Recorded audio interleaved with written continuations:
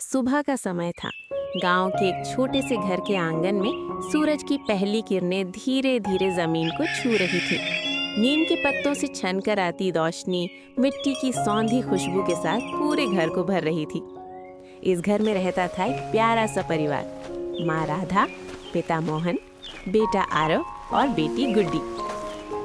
चूल्हे पर चाय उबल रही थी। उसकी हल्की सी आवाज सुबह की शांति को और सुकून भरा बना रही थी। माँ राधा मुस्कुराते हुए बोली, सब मिलकर काम कर लेंगे तो दिन अच्छा बीतेगा।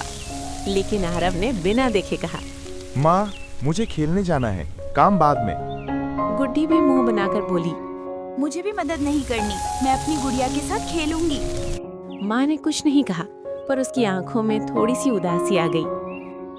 थोड़ी देर बाद पिता मोहन खेतों से वापस आए। उनके कपड़ों पर मिट्टी थी और चेहरे पर दिन भर की थकान। उन्होंने प्यार से कहा, बेटा, जब घर के सब लोग मिलजुल कर काम करते हैं तब घर और ज्यादा खुश रहता है। पर बच्चे उस वक्त इस बात को समझ नहीं पाए। दोपहर होते होते अचानक तेज हवा चलने लगी। आंगन में सूखा हुआ अनाज इधर उधर उड़ने लगा। चूल्हे की आग बुझ गई और माँ अकेली सब संभालने लगी। कभी अनाज बचाती, कभी चूल्हा जलाने की कोशिश करती। माँ थक गई, पर फिर भी कुछ नहीं बोली। ये सब देखकर गुड्डी का मन भर आया। वो दौड़कर माँ के पास आई और बोली, माँ, मैं अनाज संभाल लेती हूँ। आरव भी रुक गया। उसने कहा, मैं लकड़ी ले आता हूँ, चूल्हा फिर से जला देते हैं।